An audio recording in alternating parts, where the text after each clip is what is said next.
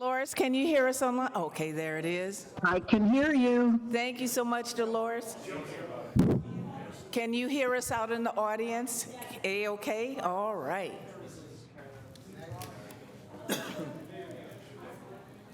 Scott,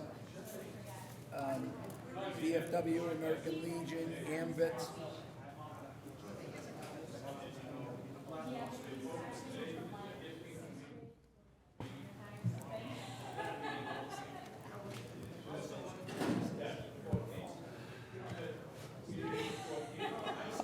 All righty.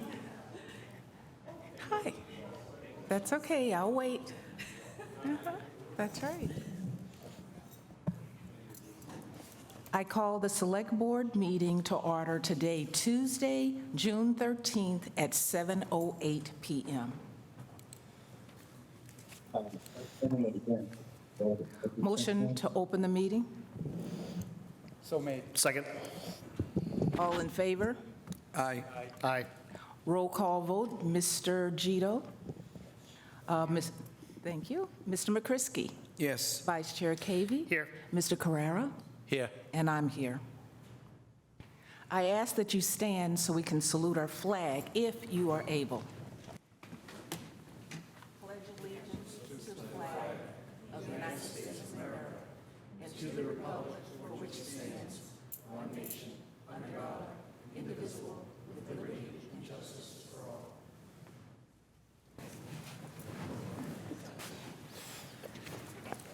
In accordance with Governor Baker's declaration of June 16, 2021, granting certain pandemic-related authorizations related to public, board, and town meetings, and recently extended until March 31st, 2023. This meeting will be conducted both in person and virtually via Google Meets. The meeting will be recorded by SMAC Cable Television and broadcast live and may be live streamed at www.stoughtontv.org. A recording of the meeting, transcript, or other comprehensive record of the proceedings will be posted in the town's website and/or SMAC as soon as possible after the meeting, if live broadcast or live streaming is unsuccessful. Times are approximate, and items may be taken out of order at the chair's discretion. So tonight's agenda will first, Mr. Carrera, did you have any remarks? Okay. Mr. Carrera will have some remarks. Then Paula Newt, our town treasurer, has an agenda item, and we'll go right into the public hearing. First, there will be a presentation. Next, there will be select board members asking questions. Then it will be open to you, the citizens, to ask questions. We will close the public hearing, and then the select board will deliberate. And then we'll go from there. So thank you very much. So first, Mr. Carrera. Thank you, Madam Chairman. We had a death today of a gentleman who was probably the gentleman's gentleman. It was Hank Bowie. He died today. He was like one of the most kindest gentlemen and the loving husband of Gloria. He was a longtime member of the Stoughton Lions Club. He was a member of the Stoughton Historical Society. But most of all, Hank was proud of being an American veteran. He was a veteran of the Korean War conflict. He was a member of VFW, the American Legion, and the AMVETS. He was also, as Hank would say, the Stoughton self-appointed photographer. You'd never know where he was. You'd think he was over there and he's behind you taking pictures, and the next thing you know, a rack of pictures would show up in your mailbox or something. He was quite a fella. But I'd just like to say from the board to his wife Gloria and his son that we all will miss Hank dearly, very dearly. And he was probably Stoughton's like Phantom Gourmet. He never missed the opening of any restaurant that was the first one in town. Hank was there. And I think he got an award for the one down the Middleborough Circle when he went to that Rock Around the Clock place. So Texas Roadhouse as well as pictures. could we on the all, wall. yeah, could we all please stand and bow our heads for a moment of silence for Hank and his family?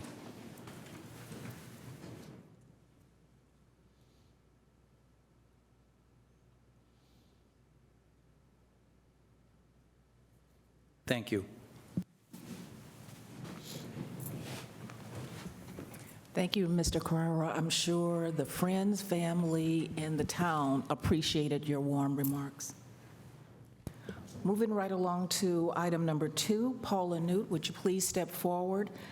This is authorization of issuance of the $3.2 million bond anticipation notes and $2,685,000 general obligation bond pursuant of GLC 44 and 44B.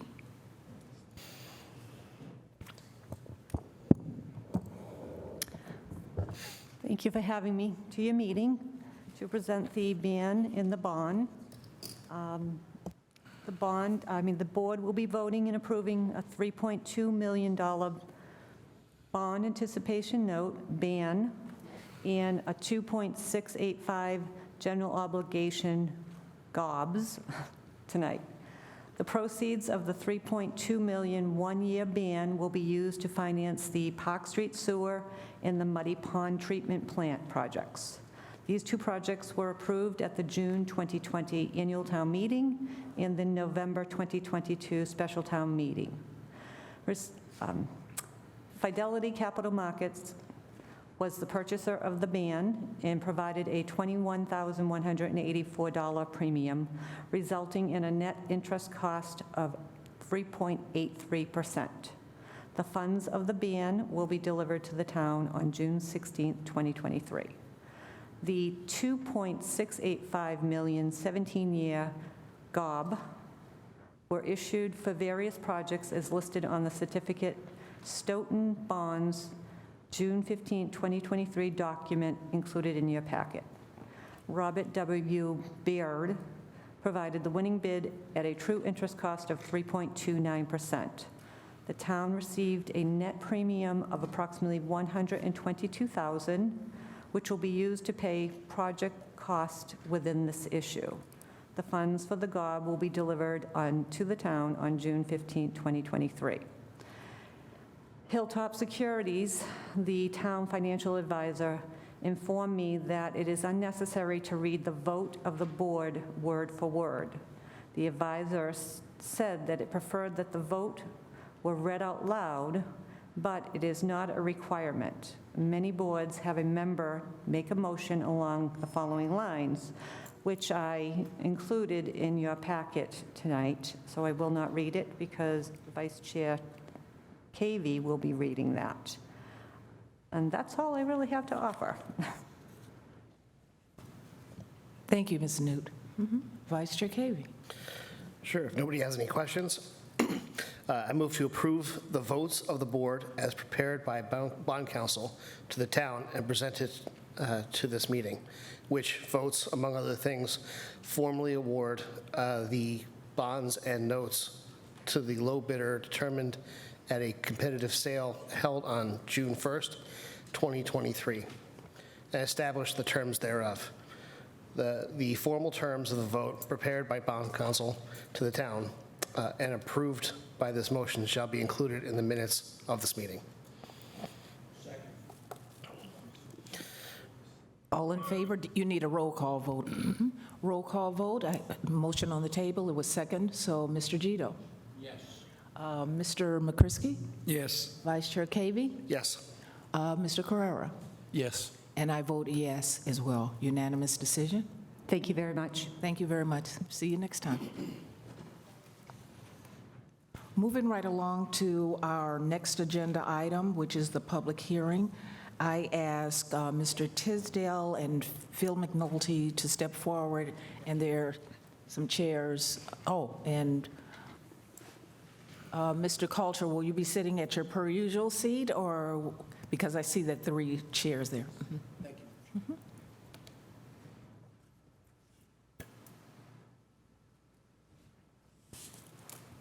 So please state your name before the presentation. Please state your name and title and the purpose of your business this evening. Phil McNulty, Water and Sewer Superintendent. Mark Tisdale, Assistant Town Manager.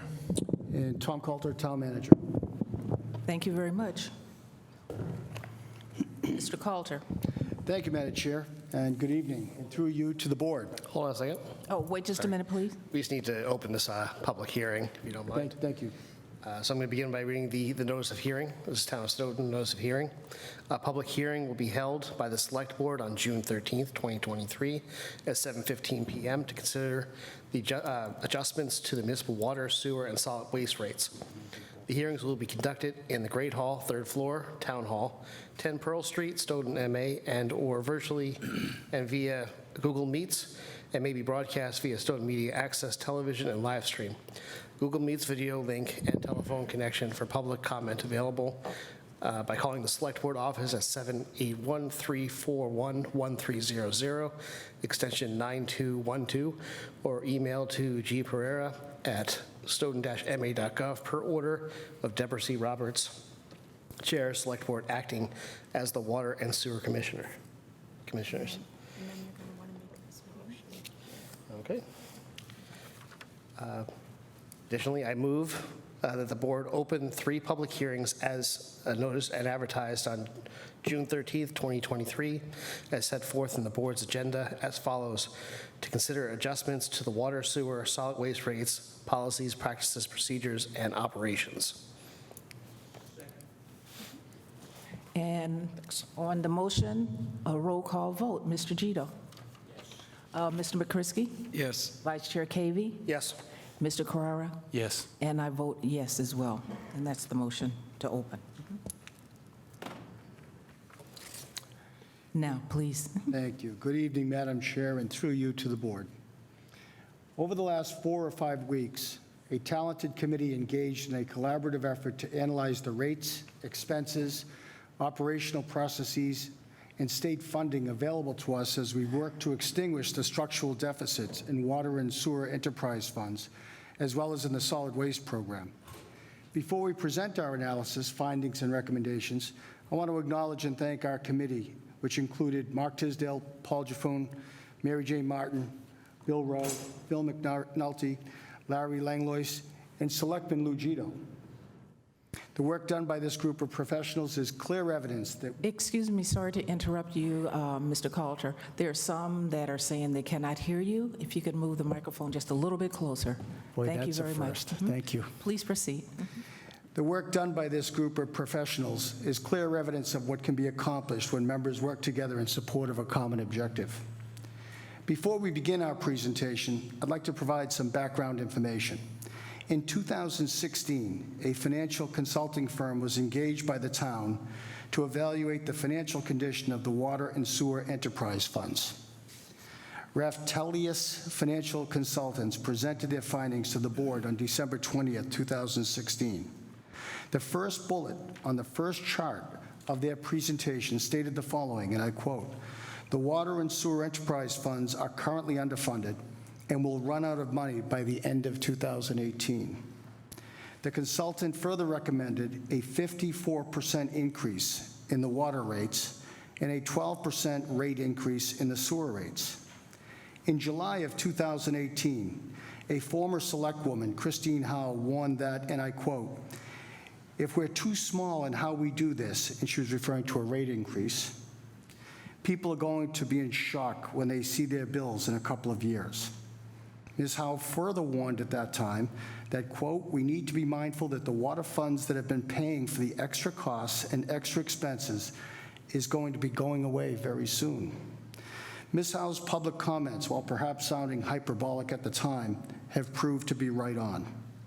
While tonight's deliberation is about water and sewer rate adjustments, it's important to note that the structural deficits incurred in these two enterprise funds are subsidized by our taxpayers.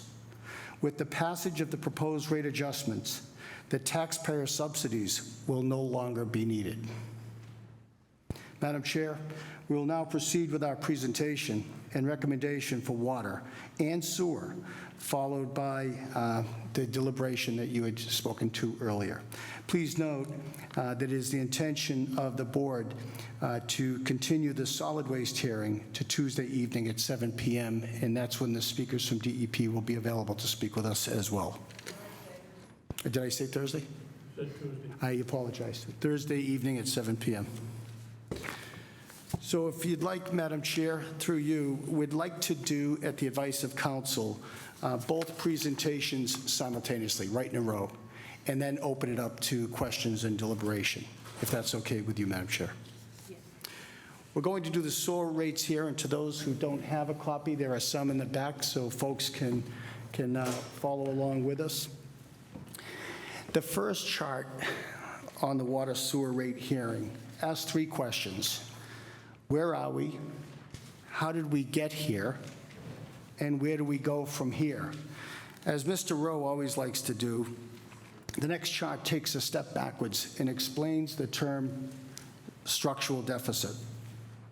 As you look at those bullet items, a structural deficit or built-in deficit occurs when current estimated revenues don't equal current budgeted expenses. So we start the year off that way. It's a structural deficit. It didn't surprise us. It's not unforeseen. It's actually budgeted that way. Now, we're restricted by municipal finance laws in that we can only estimate revenues at those which don't exceed the prior year's actual revenues without a very clear, specific reason. A structural deficit must be balanced by adding either certified retained earnings, which are reserves, a general funds subsidy, which we've done a lot of, or other funding sources like the MWRA fund. But for fiscal '24, this is our starting point. The budgeted planned structural deficit for fiscal '24 is $1,246,964. As I turn over the mic to Mr. Tisdale, he's going to talk about the numbers in a little greater detail. Mark? Thank you very much, Tom. All right, as you can see on the slide above, where are we? We're explaining essentially in a nutshell with this slide a summary of the sewer enterprise account. There's 2 parts, right? You have the revenue at the top, and towards the bottom is the expenses. There's 2 columns to the right of that. One is the FY22 actuals, and then the voted FY24 budget from town meeting. Since we're still currently in FY23, we do not have the final numbers. That's why you do not see that column there. As you can see, the voted FY24 budget for revenues, that includes all the user charges and the liens on that account, is $7.4 million. The expenses consist of, obviously, the salaries in that department, the MWRA assessment, any other expenses, indirect costs such as health insurance for employees and things like that, and our debt service to fund capital articles. When you equate all the expenses for FY20 for the proposed the voted FY24 budget, it's $8.6 million, and that equates to the deficit that Town Manager Coulter just stated, $1.246 million. That's how that's calculated. One last point on this slide, because it may confuse people.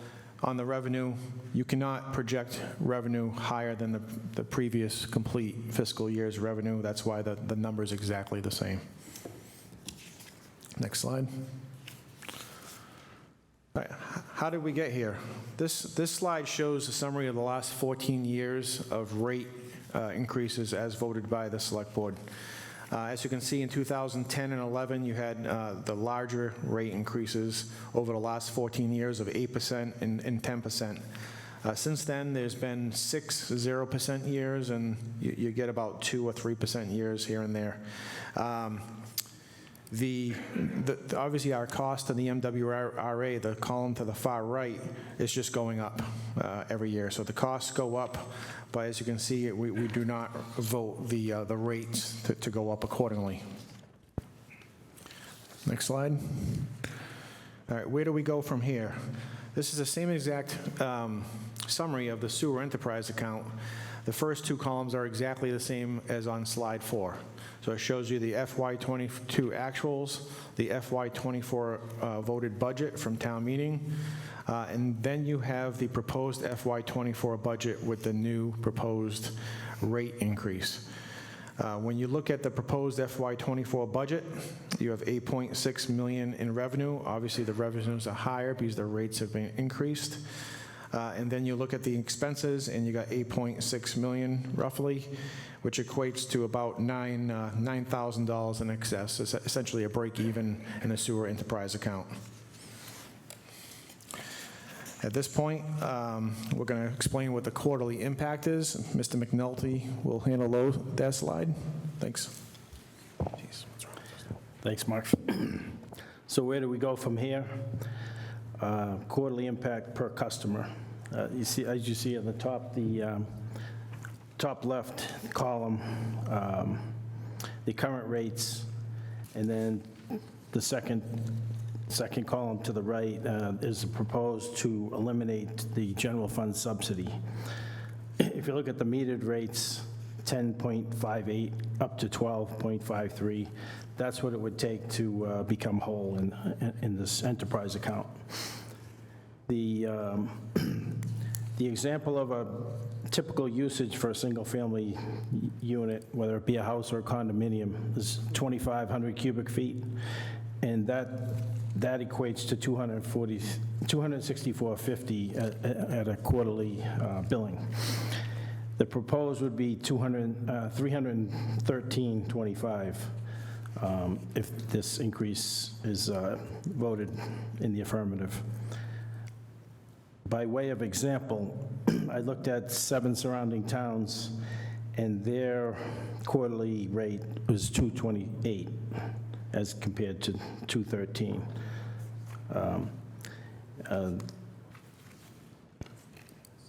And the flat rates for condos and homes, that has to do with units that are on sewer but not on water, so it can't be metered. So, but the same increases are proposed here.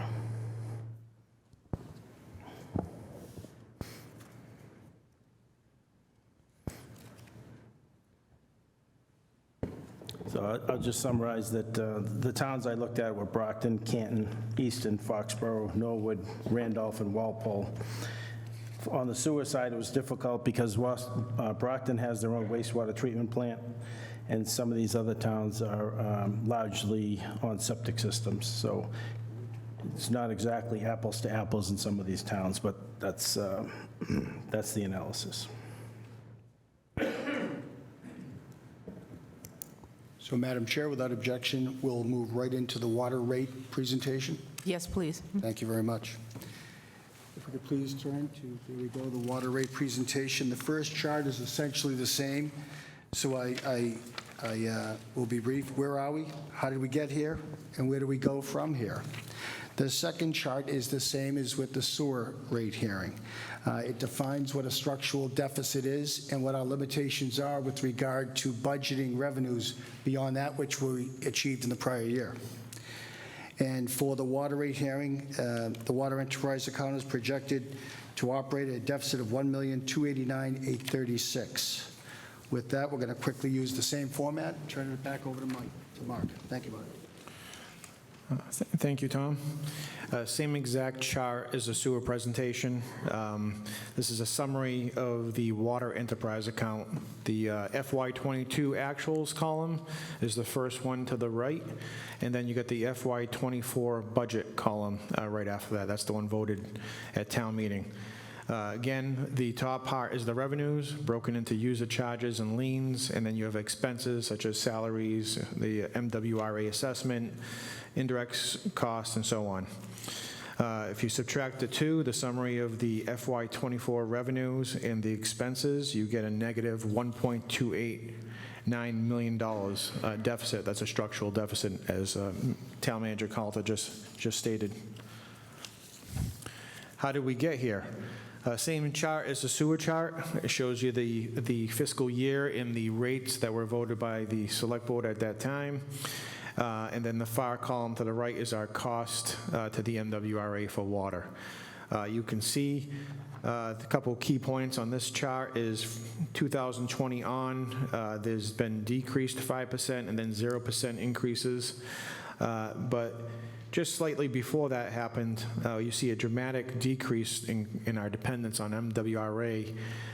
They went from 1.14 million in 2015 down to 258K in 2016 and below that, so on. And that's greatly due to our new, well, he's not new, but at that time he was new, was Phil McNulty and his work on the source and the well upgrades to make us more reliant on our own wells in town. So we have not been dependent on MWRA as much as we were in the past. So good work, Phil. Before Mark goes on to the next chart, let me point out on that chart, although the water usage and therefore the cost of MWRA in that 10-year period dropped from $1.1 million a year down to 118, and we know now that for this year it's going to be 103, that's all good news. Unfortunately, the debt service on the infrastructure improvements we made are $2.3 million. So do that math very quickly. 2.3 million minus $100,000, let's call it 1.3 million, 1.2 million of a deficit just because of the increase in water and sewage debt service. Now, let me be clear. That's not a criticism. That's a compliment. The investments that the commissioners made in water infrastructure has allowed for our reduced dependence on MWRA water. It's just that we have to pay for the debt service for a period of time until we stop our dependence completely on MWRA water. So it was a wise, prudent investment. We just have to pay for the debt service until it's paid off. Mark? Thank you, Tom. The next slide, where do we go from here? Very similar, if not exact slide from the sewer presentation. Again, the same slide as slide 4, FY22 actuals and FY24 budget. And you get the revenues and expenses from the water enterprise account. To the far right, the bold column, FY24 budget, that's the proposed budget if this was voted tonight with the proposed recommendation. With the new rate. As you can see, when you subtract the expenses from the revenues, you get just about 4,000 excess, which is essentially a break even for that department. So again, where do we go from here? Quarterly impact per customer analysis. At the top, we just show a meter charge of 5/8. That's a typical. There are other meter sizes as well, but that's 98% of them. That shows a typical increase here to again make this account whole and not rely on the general fund subsidy. In the metered rates per 100 cubic feet, you see what is typical of towns these days. They have tiers, whether it be 1 or 2 tiers up to 5. In this town, we have 3, and they increase. The more water you use, the higher the rate, which is something that MWRA has and DEP has encouraged towns to do, and almost every town adopts this structure. So down below that, we show a typical example of 2,500 cubic feet, which is about the average use for a single-family unit. It equates to about 200 gallons a day, and that's what most people use. Currently, if the quarterly bill would be $111, I'm just leaving off the meter charge for now. And then, adding the meter charge, and then it would increase to $146. Comparing it against other towns, I'm leaving off the meter charge, we would be about $99. And with the increase, we'd go up to $130. The surrounding 8 towns, Brockton, Canton, Easton, Foxborough, Sharon, Norwood, Randolph, and Walpole, they're at $148. So in this case, as opposed to the sewer, we're actually much less than the surrounding towns. Even $18 less if we were to vote on this in the affirmative. That's it.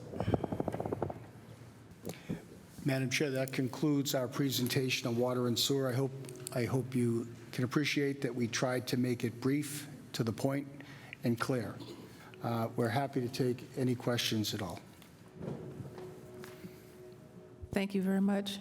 To my fellow board members, do you have any questions in regards to the presentation or comments?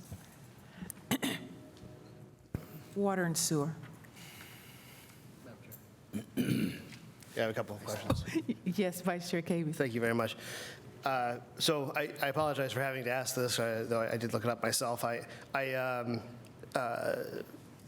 Because I really don't have much exposure to the idea of cubic feet as a measure of water, I did look it up just to see how much that would be in gallons, to see if I can sort of more or less get an idea of what we're talking about here.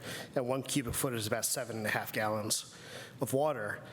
And at the rate that we have, the meter rate that we have is currently $3.97 per 100 cubic feet, right? So that's for roughly 748 gallons. It costs somebody about $3.97, correct? Currently. And so for 748 gallons, you're looking for, or you're suggesting an increase to $5.21 cents. That's the idea? Okay, kind of trying to get the perspective of it. That's a lot of water. So, and even at the increased rate, that's really a tremendous value. So, at least in my mind. So, thank you very much.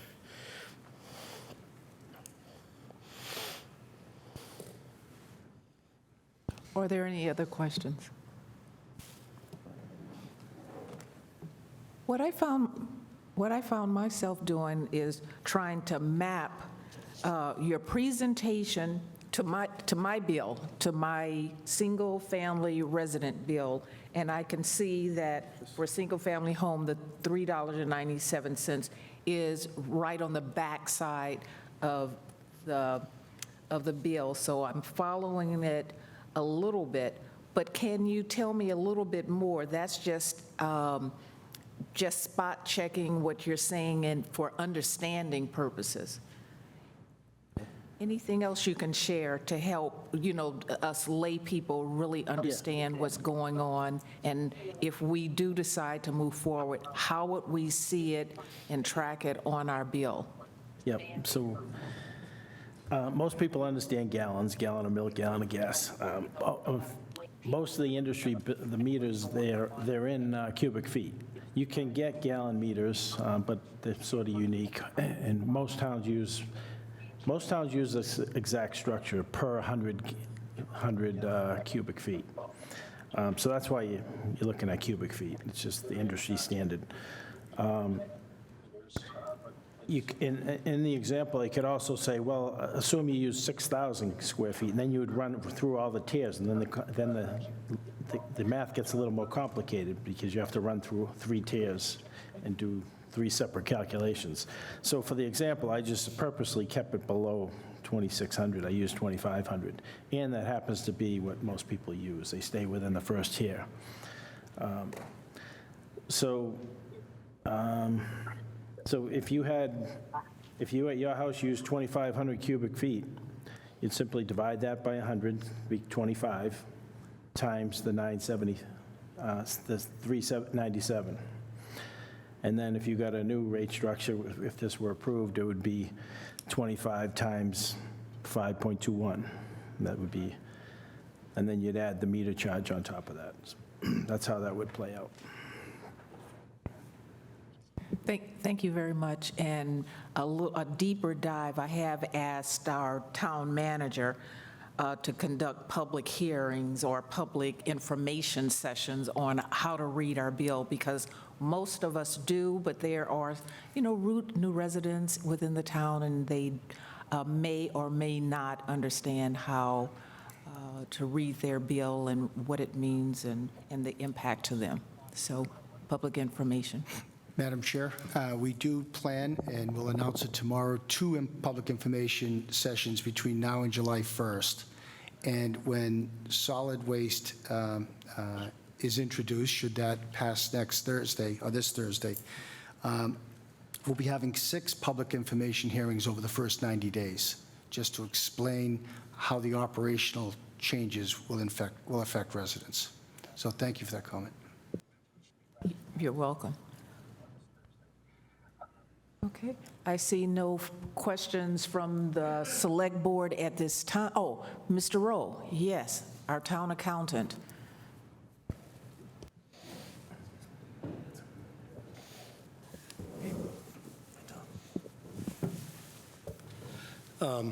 Thank you, Madam Chair. I just wanted to point out one thing. On slides 4 and 7, under expenses, you'll see a line called prior year deficit.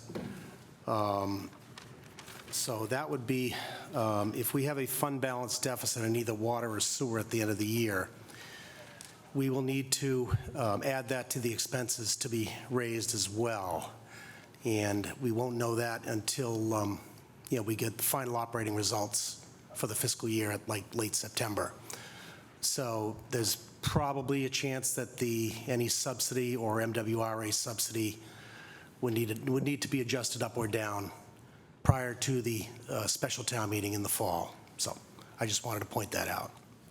That's a blank line right now because we don't know what that's going to be. But similar to the way we have to add the snow and ice deficit to the budget. That's it.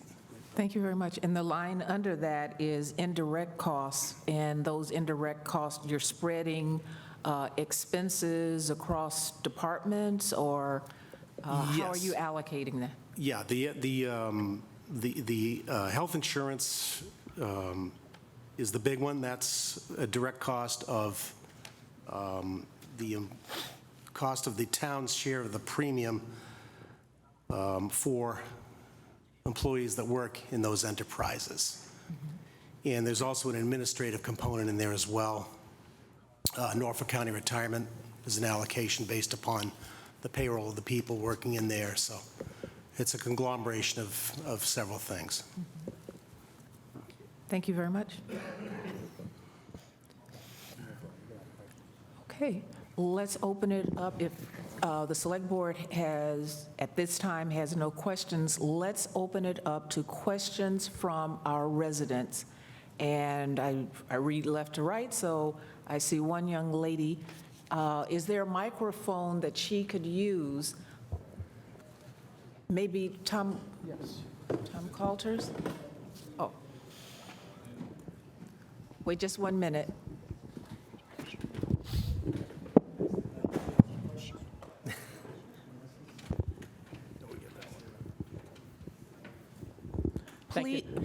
Please state your name and your address. Elizabeth DeRoma, 82 Forest Road, Stoughton. The 47% increase in indirect costs for water over 2 years, a 47% increase. What makes that happen? Yes, town accountant. Thank you, Madam Chair. Bill. Bill Rowe, Town Accountant. So for several years, we've done estimates as to what the cost would be. For fiscal '24, we did an actual analysis. So there have been shifts on employee placements in the Public Works Department between the various departments. So those have been allocated more or less like on an actual basis rather than an estimated basis. That's basically I'm sorry, I don't understand that answer. It's a 47% increase in cost over 2 years, and what made the 47% increase? Well, the big bulk of that was health insurance and retirement costs, which were previously estimated, and obviously they were estimated too low. So for fiscal '24, we did an actual analysis, employee by employee, and that's what it came out to be. But the 2022 number is an actual number, right? The 22 is an estimated actual number. It's what we used as an estimate.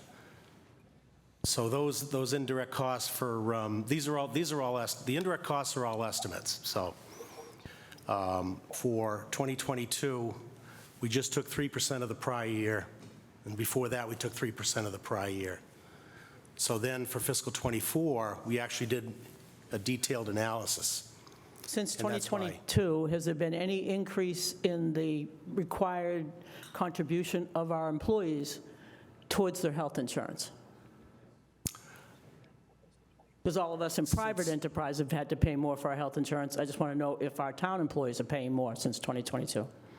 I have a schedule of that, but yeah, it was in the single digits. I think it was 2.5% one year, 2% the subsequent year, and that's another issue in itself. And again, our self-insured health trust, that's been underfunded as well for several years, and we've corrected that for fiscal '24, we believe. For several years, our consultant had recommended a certain percentage increase in the health insurance premiums. And because the town did not have the 70% match within its budget, we kept the health insurance premiums low. So, yeah, for '24, yeah, we're going up 23.5%, so. Thank you, Mr. Rowe. And I saw another hand out there. Yes, the gentleman in the red shirt. Please state your name and your address, please. Hi, John Malley, 21 Stoughton Street. I just have a question.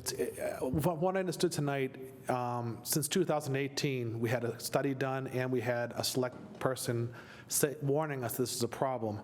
And then every year since that, you've not raised the rates at all. What was the rationale behind doing nothing? I don't understand why nothing was done with something you knew about in 2018. That's what I don't get. So I guess that's my question.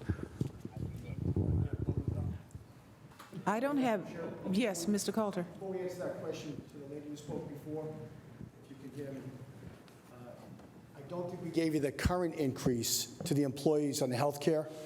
I'm guessing, I think it was 23.9% beginning July 1st. Thank you.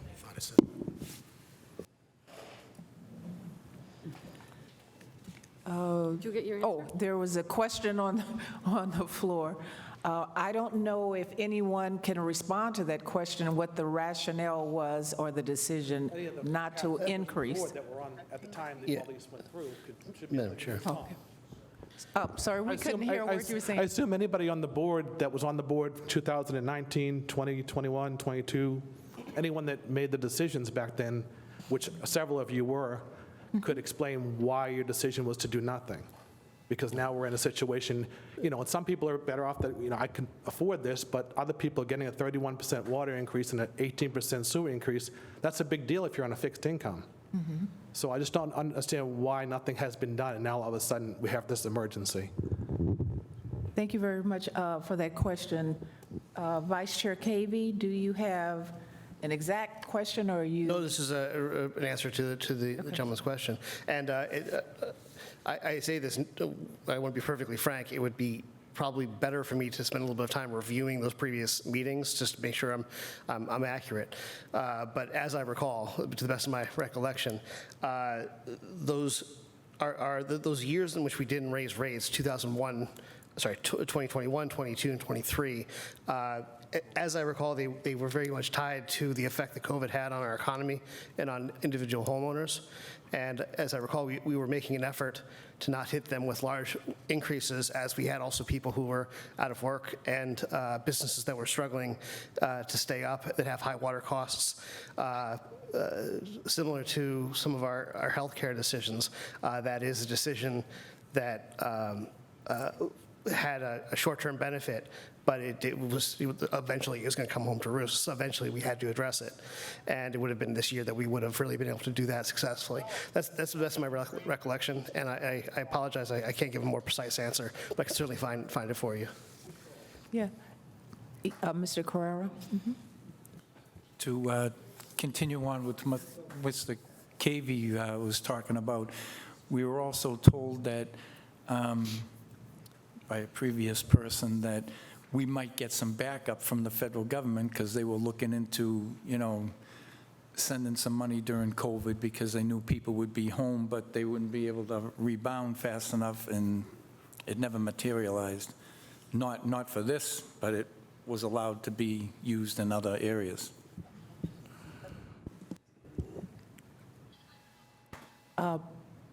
Yes, Pat, Pat Colburn, Precinct 4. can you please stand up just so we can Sorry. see you? I have just a couple of comments more than anything. As far as the sewer, I feel bad for the sewer, but I feel very strongly that the people on septic should not be subsidizing sewer. There is no help for the septic. I know it was said at town meeting that you maybe have to empty your system once every 3 years. That's not the case. I empty it once, if not twice a year, so that's $1,200 I'm spending alone just to empty my septic. So if you are going to think about a subsidy for sewer, I would love it if you would give some serious thought to excluding the septic people from having to pay a portion. The other thing I have to say is about trash and water. I have a bit of a hard time with water being in an enterprise account because water and trash, I believe, are the two things that everybody uses. Just about every other service we offer, not everybody uses. The schools, the library. Thankfully, I'm not old enough to have to use the VNA yet. There are just so many services not everybody uses. But we do use water and we do use trash, and I believe the budget should pay for a good portion of that. And I don't feel that we're looking at the solution as a whole. We have a lot of salaries. We keep adding people. We had extra money at town meeting, and what did we do? We added 2 people. Nobody said, hey, let's take that money and put it towards whatever. So I do have a problem with water necessarily being looked at as it has to be subsidized. And then just one last thing is, I have to put $620 aside per month. That's $580 towards my real estate bill, and about $40 a month towards my water and trash. That's $620 a month I have to put aside to cover the quarterly bill. That's after, obviously, federal Social Security and all of that. So whatever you add to my water or my trash is on top of my $620. And so many people are priced out. We couldn't, move down if we wanted to because there's no housing to downsize to. So I'm hoping you don't price people out of living here, people who've lived here long term, and just really give some thoughts towards who's subsidizing what and is that fair. Thank you. Just a minor point, I think you know this though, but just to clarify it, water is an enterprise fund and solid waste is not. Yeah, I think my point was that water shouldn't have been, and I know for years we were trying to do away with enterprise accounts, and now we were back towards adding more enterprise accounts potentially. So the idea that, well, the citizens have to pay a subsidy, I think that's a little misleading, only because the citizens are already paying the bulk of the $124 million budget. So I don't want it to seem like the residents are only paying a subsidy. We're already paying. Now you're just asking us to pay more, and anything we pay as a fee that's outside of the tax, that's not right. And I know a prior select board, Jerry Goulston, many moons ago, Scott, you probably remember, trash became a fee only because the board wanted to say they weren't raising taxes. So and that's just my view, and for what it's worth, thank you. Points well taken, of course. Just want to make it clear that we do not plan to make solid waste an enterprise fund. That was an idea. As you know, we withdrew it at town meeting. The second point is it's important for citizens to know that the citizens, the taxpayers of Stoughton, are paying for these subsidies. We remove the subsidies, we take that burden off of the taxpayers. It's just taking it from one pot. Now, it is an increase. I don't want to be unclear about that. It is an increase, but to decrease the subsidy is to decrease the burden on the regular tax base. Hi, Peter Ventresco. I have a question. If this passes, the $3 to $4 million we're going to not take out of the general fund every year, that's only going to get spent someplace else. And that money, I think, should go into a special fund for buying equipment for the water and sewer.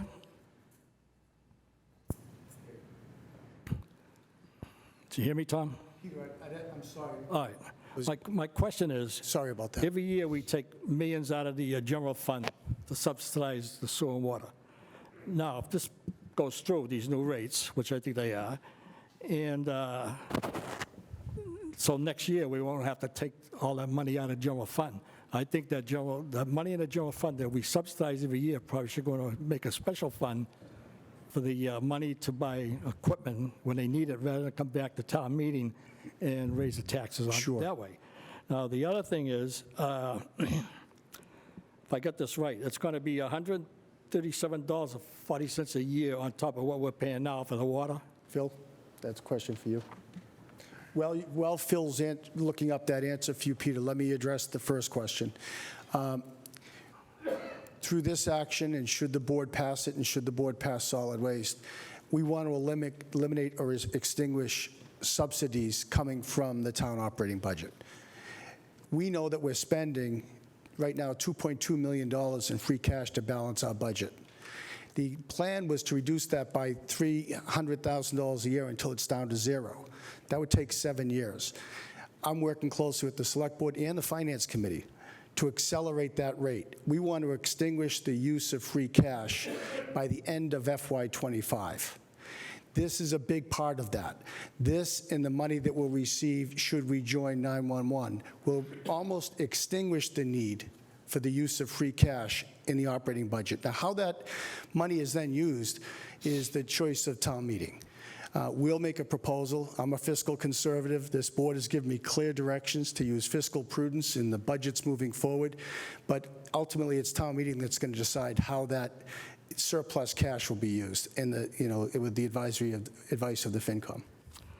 All right, the other question I have is, people that are on wells, like the subdivisions when they had a water moratorium in 1972, that every subdivision that went in, they had to put the water mains and a curb cock to the property line, and they could hook up to the sewer, but they could never hook up to the water. Well, I think after all these years, something's got to be done with them. They have to hook into the water. I think it'll help us raise more funds so we're not into this mess. Because, they're going to say, well, we got our own water, but if our house burns down, it's our water that we're paying for, not them. So that's the other, that's the only comments I have. Would you like Phil to respond to that? Pardon? Would you like Phil to respond to that? Yeah, but one more thing. I thought we were going to do trash tonight, too, because trash I'm not happy with at all. All right, go ahead, Phil.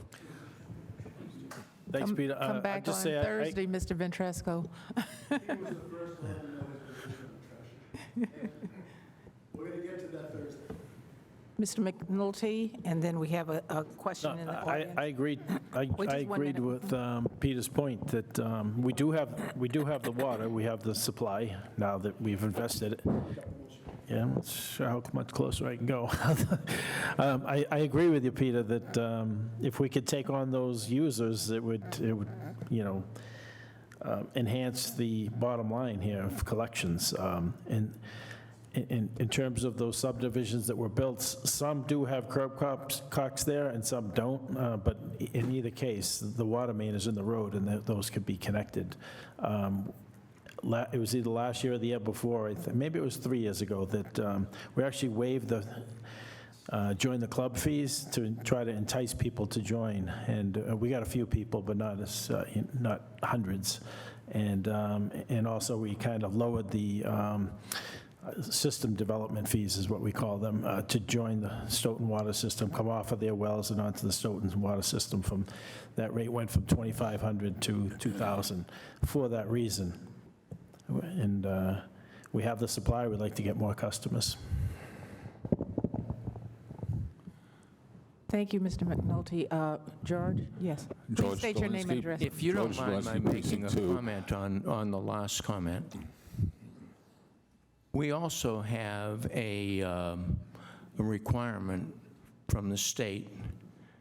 We are an MWRA community, and the expectation is that we are going to build a lot more residential homes in the downtown area, probably over the next 10 or 15 years. So while we can do exactly what Mr. McNulty was saying, that also will likely require us to get more water. And so there's a cost to doing that. We can look just today, or we can look ahead. And in terms of water, we need to look ahead 40 or 50 years because it's hard to find additional water. We don't know what's going to happen in terms of climate change or anything else. So I only mention that because there are a lot of competing demands for water and competing demands by the state and just the demographics of the world to be able to feed, house, clothe, and so on, all the people that are around here. So I just want to keep that in mind as we move forward. Thank you. Thank you, Mr. Gito. George, yes. George Dolinsky, Precinct 2. Understanding that there is a deficit, you're looking to raise the fees approximately, including the meter charge. You're talking about $38 and change a quarter, which is roughly, we'll say, $150 or so for the year. Would this increase that you're proposing, if passed, wipe out the deficit? That's the first part of my question. And secondly, what consideration is going to be those that are on fixed incomes or seniors like myself who are on fixed incomes with Social Security that don't work? How are we going to handle all this? Because our costs keep going up and the government is not giving me any more money. And I don't have that much I can dip into. But I'm just curious as to what's going to happen to us. Thank you very much for that question. I see Mr. Rowe has some answers, but can you address like abatements for seniors and? I can address the first part, Madam Chair. Yeah, what's in the presentation, the rates that are proposed would, on paper, on an estimated basis, eliminate the deficit. These are all projections. They're not real numbers. But yes, on an estimated, on paper basis, it should eliminate the deficit. The only exception might be that I mentioned before, if we have a prior year fund balance deficit, where by fund balance deficit I mean where our liabilities exceed our assets, then we would have to add that on to the budget. And then we may need to adjust the subsidy up or down depending upon the action taken. So, but you can answer the second part. Thank you, Mr. Rowe. Mr. Calder? At the risk of Bill kicking me, let me bring some clarity to that. It will guarantee to reduce the subsidy from the operating budget. It may not eliminate completely the deficit that we may use other reserve funds for because they are just estimates at this point. So we'd hate to make that guarantee. But we can guarantee it's going to extinguish the subsidy that comes from the operating budget. Hope that brings some clarity. Is that fair? Yes. Thank you. That was very helpful, that clarification, because with the presentation, I thought it would bring us to break-even point, so that was helpful. On the second part of your question. Mr. Cohn had his hand up. Oh, Mr. Gito, can't Yes. he? Our attorney has looked at the law as it relates to being able to provide abatements for people. We have a long list of opportunities to do that. There are state funds available for that as well, for certain people with within limited income levels, and the assessor's office has some of that information, and we will probably be sharing a little bit more of that soon. Thank you.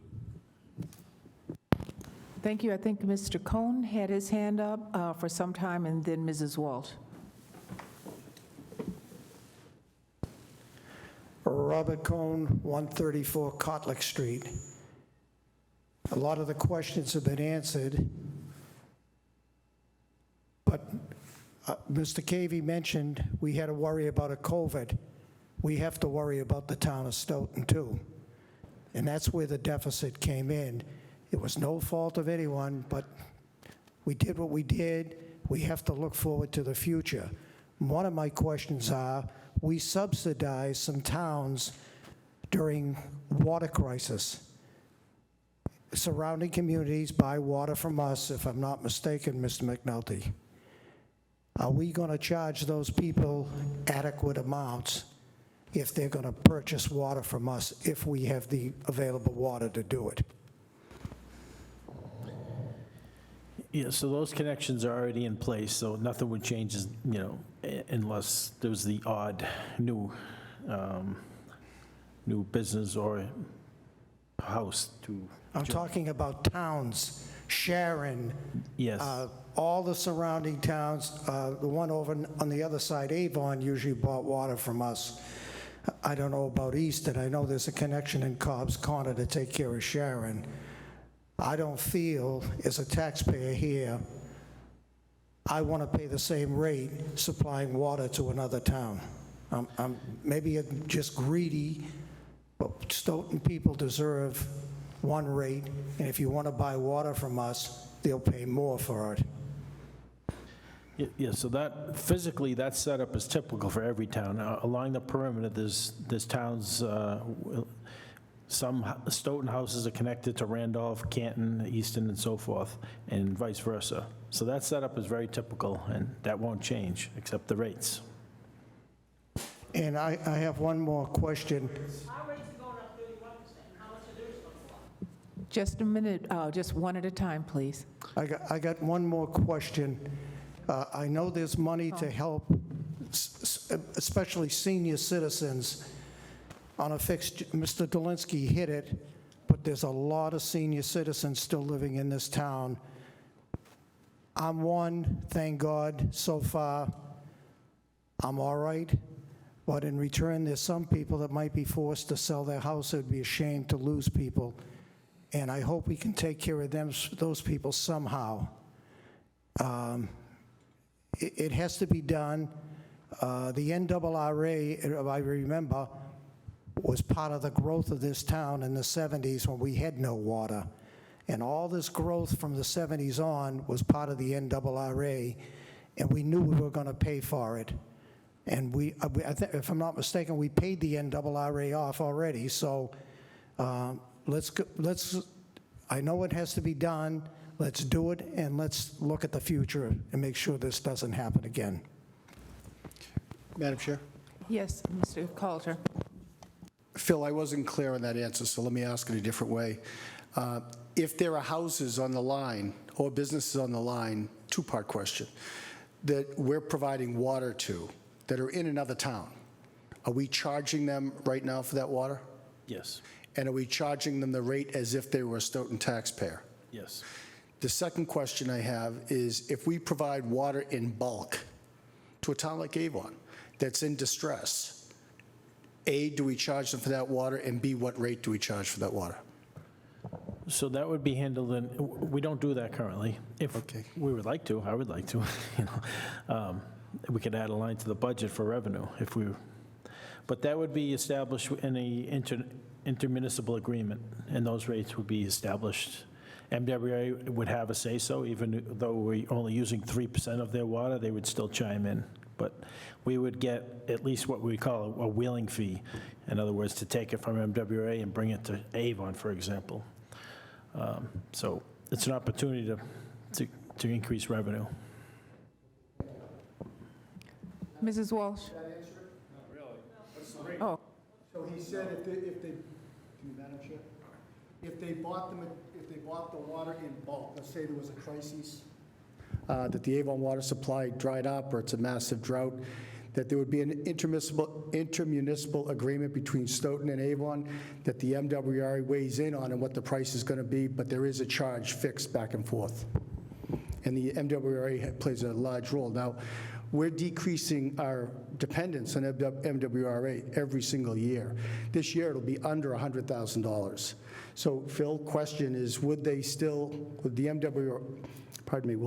MWRA still weigh in on what the price is, even though we don't get our water from MWRA?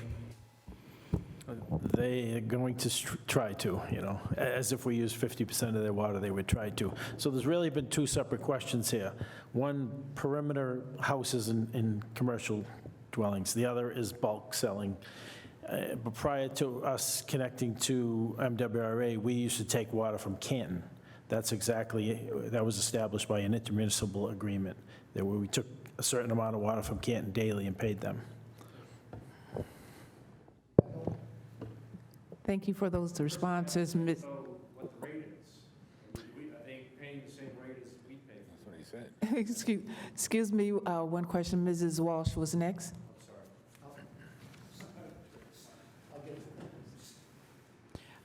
Cynthia Walsh, 1096 Park Street. May I be excused from the requirement to stand? Yes, Mrs. Walsh. Thank you. I want to make sure that any seniors that are listening, we already offer a 15% water discount and trash discount if you're over 70 and the owner of the home. The day I turned 70, I was at Public Works signing up for both those discounts. Also, the tax, the real estate tax circuit breaker that the state offers, that's over $1,000. But you have to apply. No one's going to come knocking on the door to ask you. I will encourage the board not to take baby steps. Nobody wants to be the villain of the piece. Nobody wants their name connected with a big increase. But the problem we have now is because we kept taking baby steps. And as a former selectman, it appears from what I see that I took the same baby steps myself. And so I'm just as guilty as anyone else. The other thing is that if you do the full Monty, I don't want that money to go into some special fund. I want it to come back to me as a taxpayer. There's no rule that you have to tax 2.5 every year. So if we happen to have an extra $3 million rolling around next year, it might be nice that all of us who own real estate in town get a little bit back. Just an idea. Thank you. Thank you very much, Mrs. Walsh. Mr. Ansavino, please state your name and your address. I didn't even raise my hand, but you must Oh, have well, read you have the microphone. You must have read my mind. John Ansavino, Precinct 4, Vice Chairman of the Finance Committee.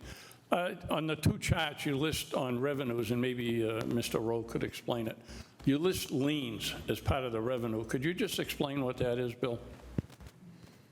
Thank you, Madam Chair.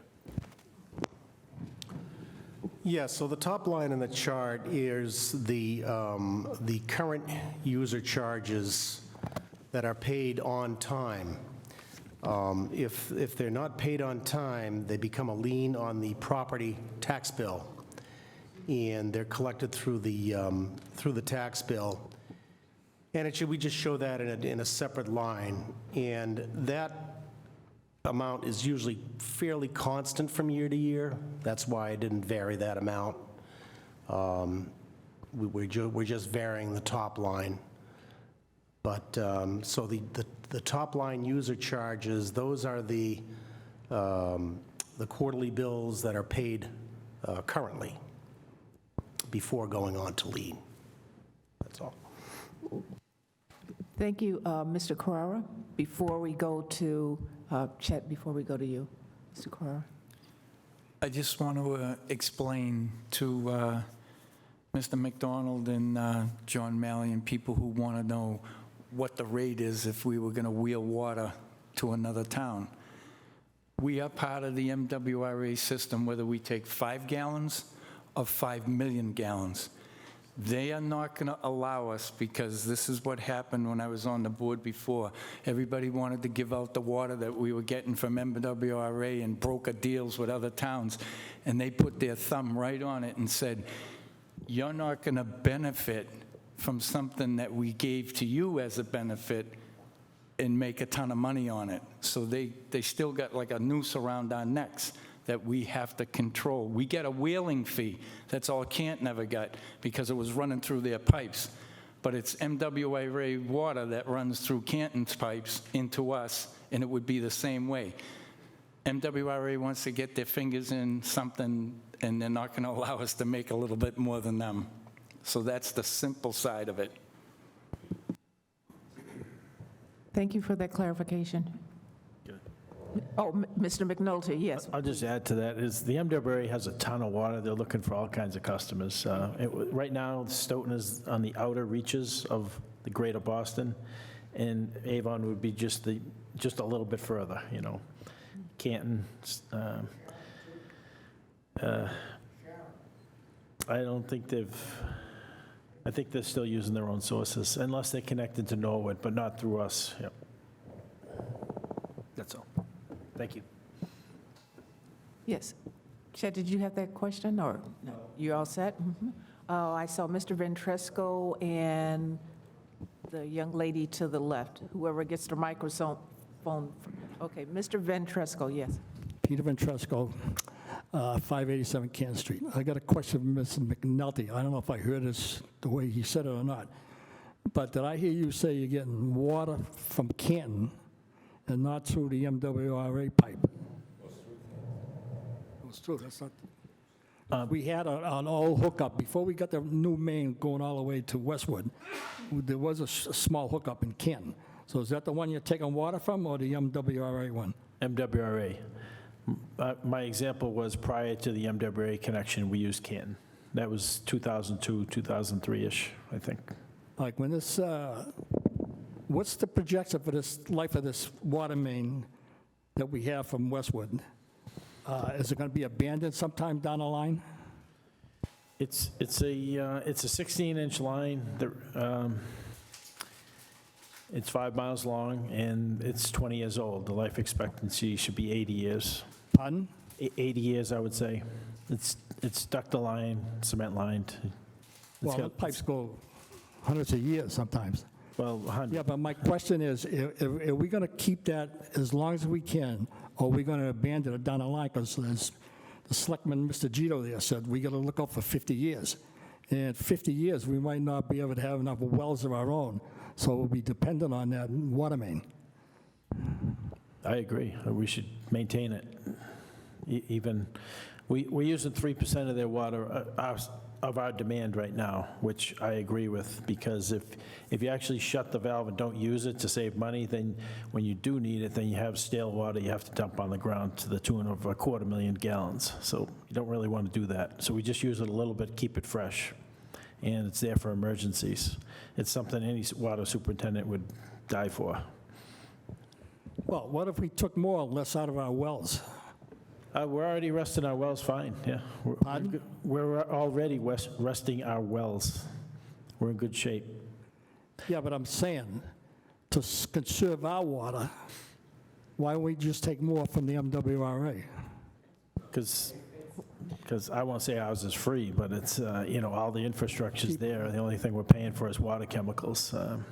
If we use MWRA, we have to pay for it. Peter, you can't. Wait just a minute, please.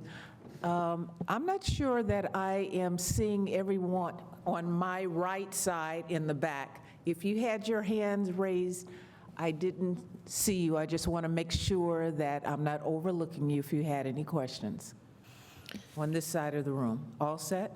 And then I'm not sure if I'm recognizing anyone online that had any questions. Am I overlooking anyone? All right. Thank you very much for that, Mr. Coulter, and then Vice Chair Cavey. Peter, to you, sir. As we pointed out in the presentation, we're decreasing our dependence on MWRA from 1.2 million gallons 10 years ago to under 100,000 gallons right now. Over time, that investment is going to save us a tremendous amount of money. The reason we need to keep that pipeline active, even at a modest level, is in case our wells ever stop producing the way they're producing. It's a balance. That's what I'm saying. I'd rather see that line kept active. Wait just a minute, Mr. Van Cresto, we couldn't hear you. You didn't have a microphone.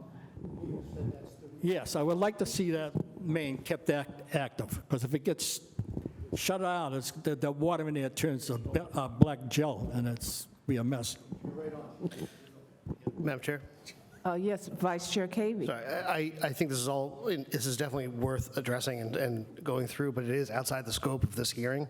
And, we can spend a little time on it, but I think talking about potential, currently non-existing, but, could possibly happen, intermunicipal agreements with other towns at some time in the future is really not the purpose of this public hearing.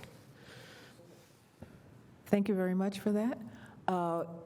Staying within scope. Oh, I'm sorry. Microphone, please.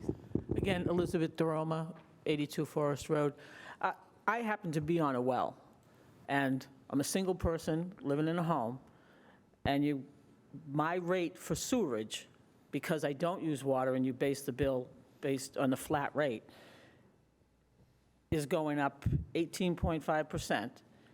But it's 14.5% more than the average cost. So I don't understand how you figure out, I'm one person living in a home, paying more than anybody I know with 5 and 6 people in their house between their water and their sewerage. My 303 is more than any of them people are paying. The people across the street have a well, have 7 people living in the house, 4 bathrooms. I have 1 person living in my house, 2 bathrooms. I pay the 303. They pay the 303. Why is the flat rate not based at least on bathrooms or square footage of the house? And why is it almost 15% more than the average use? Because you say the average single-family home, 313, but then let's just take the homeowners that are paying a flat rate and have them pay $359. So why are we charging more than the average to people? And why are we charging the same amount for homes with 4 bathrooms versus homes with 2 bathrooms versus 8 occupants versus 1? The flat rate for a single homeowner who is a senior citizen is outrageous. And now you want it to go up again, and you're still charging more than what the average single-family home is. Why is it more than the average single home? Why is it so much more? And why is there not a difference? There is a difference for condominiums. I dare say that my house is smaller than a condominium, but I still am paying $150 more as one person living someplace. Why is there one flat rate? Thank you very much for that question. Mr. McNulty, did you I'd have to any take those one at a information? There's 20 questions there. Yeah, I got it. I'll just say this, that bathrooms and bedrooms don't necessarily, it's the amount of water that goes through the meter, if it's metered. So it's the utilization. Yeah. Okay. It's not bedrooms and bathrooms. As far as the rest of the questions, I have to take them one at a time. There's a lot of them there. I apologize, Okay. but I can't keep track of them all. I don't know if you could Well, then just take the one, which is, why is there only one flat rate for homes that are on a well? When a bigger house has more people, more usage. If you don't want to talk about bathrooms or bedrooms, just the size of the house is a difference. I'm attempting to answer your question. If you'd like, we could put a meter on your well and bill it that way. When I went down to the town, they told me it would cost $2,000. If you were to join the town's water system, if you wanted to meter your well, it would cost you $230. Okay. All right. That's it? Okay. Seems like that's the questioning. Do you want a motion to close the public hearing, and so we can deliver? Yes. Okay. Yeah. Correct. Vice Chair Cavey? Thank you. I just want to make sure I'm reading the right one Okay, here. where are we on this? Madam Chair, Yes, Mr. Coulter.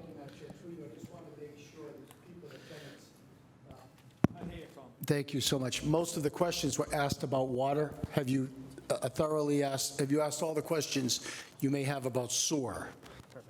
Oh, looks like Mr. Cohen had a question about sewer. Pat Colburn touched on sewer. If you're on a septic system, I have septic, am I going to get a bill for sewerage when I don't have it? Or is that just for people that have sewerage?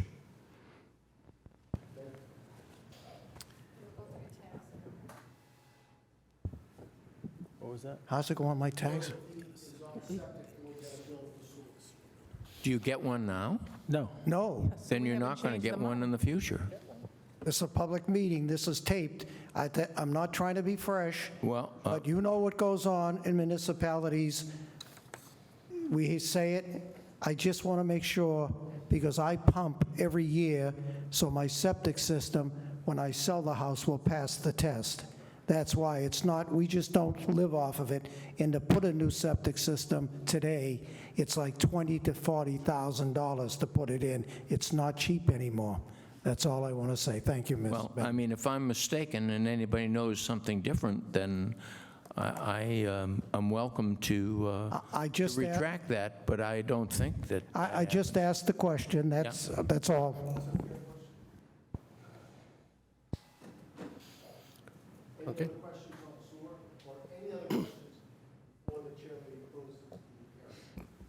Just one point, if you will. You talked about closing the hearings. Don't forget, you opened up all three. So just a point, don't close all your hearings because you haven't done anything for trash. Thank you. Just so nothing else. Just FYI, thank you. Yes. So, Madam Chair, I've got two motions to make. We'll have to vote them one at a time. So the first motion is I move that the board close the public hearings for adjustments on the water and sewer rates, policies, practices, procedures, and operations. Can I get a second? All in favor? Aye. And I vote aye as well. Second motion, I move that the board continue the public hearing for adjustments to the solid waste rates, policies, practices, procedures, and operations to Thursday at 7 p.m. It's Thursday, the 15th at 7 p.m. Motion made and seconded. Oh, go ahead, Mr. Gito. Today's the 13th, I said the 15th. Yes, sir. No, 15th. No, Thursday, June 15th at 7 p.m. Thank you for clarifying. And a motion was seconded. All in favor? Aye. And I vote aye as well. All right. Thank you.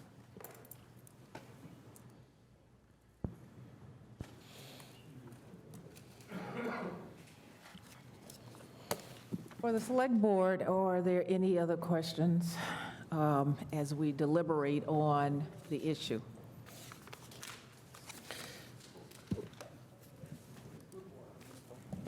So I'll kind of dive in really just as a way to start the ball rolling. Thank you, Vice Chair Cavey. Yeah, I would like to hear what other people have to say.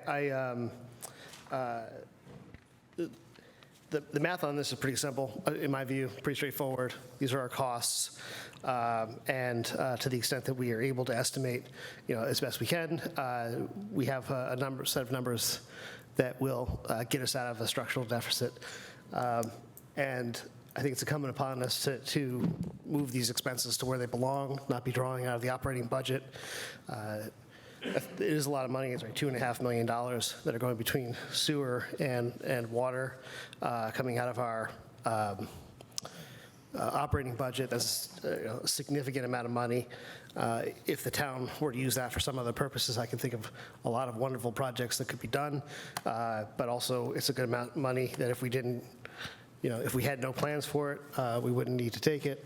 And that's also a benefit to the residents of the town. Either is better than us just simply not really kind of lining up our bills appropriately, our expenses with the people who are using them. So I think we need to do it. I guess my instincts tell me to kind of rip the Band-Aid off and let's do it. But at the same time, this can be a relatively big hit for some people. I think the numbers are, for sewer is a quarterly increase, I think, of about $50, $55. Water would be a quarterly increase for an average size home of about $35. So quarterly increase of well, it's about $80, $90, something close to, let's say, $100, just to kind of get it in the ballpark. So it's $400 a year. And, you know, for people on fixed incomes, every expense goes up every year, so it does take a big hit. So I guess the question is, do we do this over a certain period of time, or, as I said, do we rip the Band-Aid off? To me, the numbers are, the concrete numbers do not appear in isolation large enough for me to really say it makes a lot of sense to spread this out over several years. But I'm willing to be persuaded otherwise. Yes, Mr. Coulter. Madam Chair, thanks. Excuse me, I'm losing my voice. Thank you for recognizing me. I do want to say that we will be conducting public hearings on the issues that were raised earlier with regard to state funding to subsidize people in need for water and sewer. There's lots of programs out there. We need to do a better job of briefing our citizens on what's out there, and I'm working with the visiting nurses and with the COA to provide one-on-one counseling for citizens, seniors or otherwise, who need a subsidy from the state. And the money is available. It is being handed out. It's available to our citizens, and we see it as our responsibility to educate. I hate using that word, to brief our citizens on the money that's theirs by simply making out the request. And we'll work very hard to do that. Madam Chair, Yes, Mr. Gito. I also believe that we should just do it.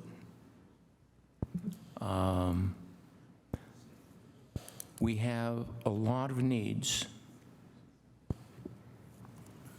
If we don't do it, then the people that I had mentioned before that are on the roadway list for next year, 33 or 34 streets, some of those people, or a number of those people, won't be able to get their roads repaved. So it's not something that's owed, it's not something that you can just say, oh, it really doesn't make a difference. It does make a difference. We also have set up these water and sewer enterprise funds to be self-sustaining. We did that many, many years ago. And we committed to doing that.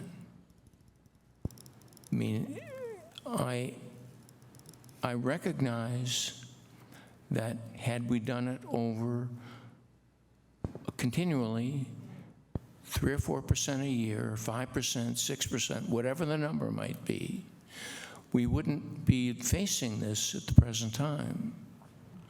But to not address it is to just make the situation for the town worse, for all the citizens of the town, and have some people subsidizing others for the resources that they aren't drawing. So that's where I am on this. I mean, if you need a motion, I would make that, but if there's more discussion to be heard, then that needs to be heard. Thank you very much, Mr. Gito. Before you make that motion, Mr. Carrara. Thank you, Madam Chairman. When I was on the board before, I had made a motion that both water and sewer should be raised 3.5%. It would have got us at least closer to an end point, but nobody wants to drop, and I don't want to call it a hammer, it's just something that needed to be done. And here we are, we ask Assistant Town Manager Tisdale to give us a 5-year budget protection. Then we asked the town manager, give us his 4-year. And I sit here and I smile. Everybody goes, oh, it's all going to happen. These are the problems that derail the 4-year and 5-year budget plans that everybody demands people to do. And now we're going to have to, once this hits, we're going to have to go back through that and reprioritize what we're going to do. You might not get your 35 streets. You might get 8. This is serious stuff that should have been done starting in 2008. You notice it starts in 2010. Bill Rowe remembers when there was a vote on it and it just fell dead. Then all of a sudden there was a 5% cut thrown down on the sewer when I was on the board. That hurts. So I agree. There was a talk about stretching it out, like Steve said, and I think we just got to cut the wrist and see if it bleeds and do the one-shot deal. The Finance Committee's on board with it. I've talked to a couple of them people, and they said, I don't know why we just don't try to do it all at once, and I think we're going to have to. Thank you, Mr. Carrara. Vice Chair Cavey. And then I have a comment. Yeah, I was. As I said, my instincts were to rip the Band-Aid off, but there's still a side of me that was like, maybe some people persuade me otherwise. Quite the opposite. I think you guys are exactly right. I think the people who have spoken are exactly right. The motivations every year that we have this, every year we're going to have some reason to not do it, and it's painful. But I think we're all here. We all know the problem. I think it's time to just make it happen. And I agree with that we should just increase it, but I also want everyone to know that this committee or this assessment was done with a lot of due diligence. I mean, they sliced and diced it and performed in-depth analysis to get to the point that they said the rates are too low. Because I asked, well, with the growing population in the town of Stoughton, is it the price of water? I just asked these questions just to see if there is another reason that would cause the deficit. And it kept coming back to the same thing, that we should have increased the rates some time ago, and we may have been better off today. So I just wanted the public to know that they did their due diligence to get to this point. And here we are, and now we have to make this decision. And so I agree with what Mr. Gito said. I agree with the Vice Chair Cavey, and I agree with Mr. Carrera. The only person left is Mr. McCrisky before we make this motion. Thank you, Madam Chair. I apologize. I've got a crazy voice, so I'm trying to reserve it a little bit. It's difficult to sit on this board sometimes and make these decisions. And we have the public hearings, and residents come forth, have their input. We talk all the time about our senior population, people that are having tough times in budgets. COVID did change things a lot. As we know, there was a lot of people out of work. And I was on this board when Ms. Howe made that statement. And we pay the same rates here that all you pay. We're all Stoughton residents. And we try to do the right thing. You try to balance a decision that, is not going to make everybody happy, but, make a little bit of a difference to try and take into consideration of all these things that everybody says. There's a lot of people unemployed. There's a lot of people trying to hang on to their mortgages right now. Everybody has issues. And it's a lot, when you get to know people in different age brackets, retirees that can't afford things, it's difficult. And this one, in hindsight, we should have, as costs go up, I think we set a dangerous precedent when we don't go up with the rates. And it can be difficult. I think we would have to try to be a little innovative on how we work to collect that money at times, which in all my years, I know that the Treasurer Collector's Office is always willing to come up with a payment plan to try to work through it. The DPW does a great job of looking at water abatements. There was a time when we were really, the abatements were out of control when I returned here in 2019 over subsequent years, well, say years prior to that. And we were giving away a lot of money, you know, just as a vote. We didn't even look at it. Somebody questioned it, and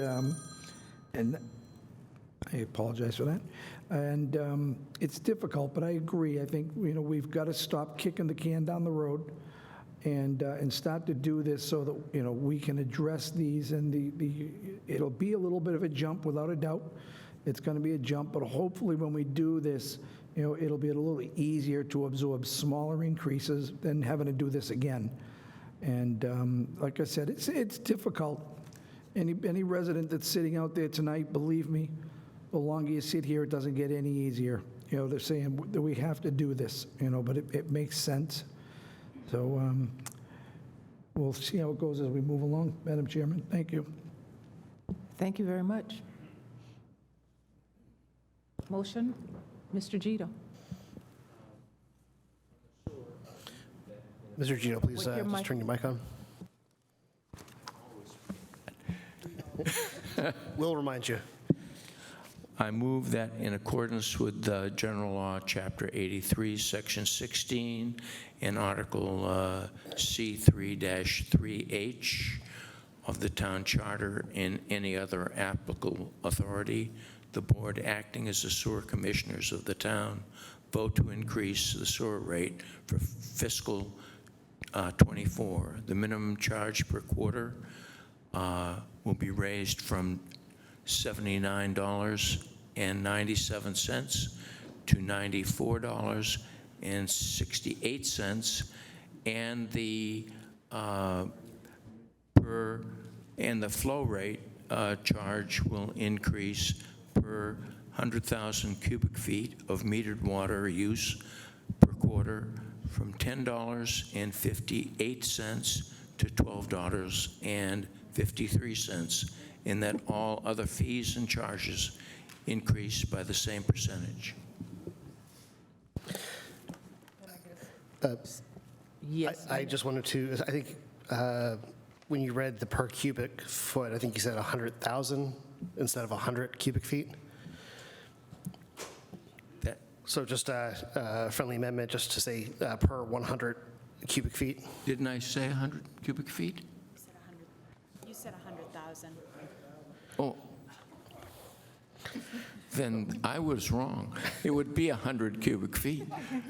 My goodness, where was my tongue? Second. I'll second that change. All in favor?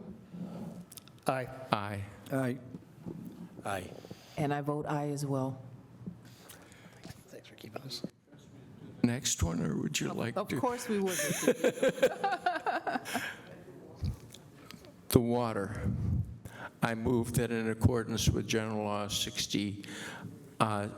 General Law C-41, Section 69B, Article C3-3H of the Town Charter, Chapter 188-4 of the town's bylaws, and any other applicable authority, the board acting as the water commissioners of the town vote to increase the water rate for fiscal '24 as follows: from 0 to 2,600 cubic feet per quarter, raise the rate from $3.97 per 100 cubic feet to $5.21 per 100 cubic feet, from a flow rate of 2,601 to 5,900 cubic feet per quarter, raise the rate from $5.85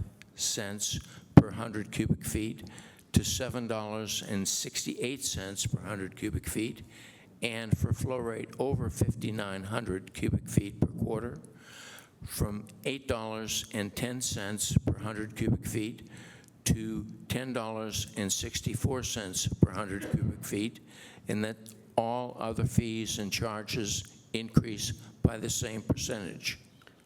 Second. All in favor? Aye. Mr. Gito? Aye. Aye. Yes. What was the question? Just a minute? Okay. Pat said 1063, he read 1064. I know it's only a penny, but... Then, thank you very much. So the chart did, just a minute Maybe before- there's another error here. No, Wait just a I think I minute. may have missed it. Did the motion mention fiscal '24, Madam Chair? It did. Maybe it didn't. Yes, it did mention fiscal year '24.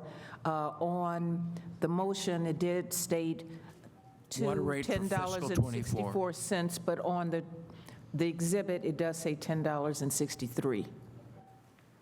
So I guess we would go based on the exhibit, $10.63. Or should we go with the, which is, You should ask Mr. McNulty, I mean the DPW. okay. Mr. McNulty, which is the correct?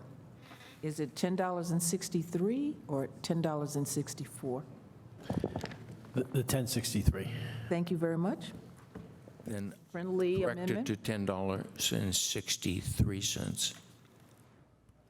Second. All in favor? Aye. Aye. Aye. Aye. And I vote aye as well. I believe you left out the meter charge change. Not that I'm looking to have that go up, but would you like to include the meter charge change from 12/34/16/19? You are absolutely correct. Well, I believe that's covered in the very last sentence, that all other fees and charges increase by the same percent. Yep.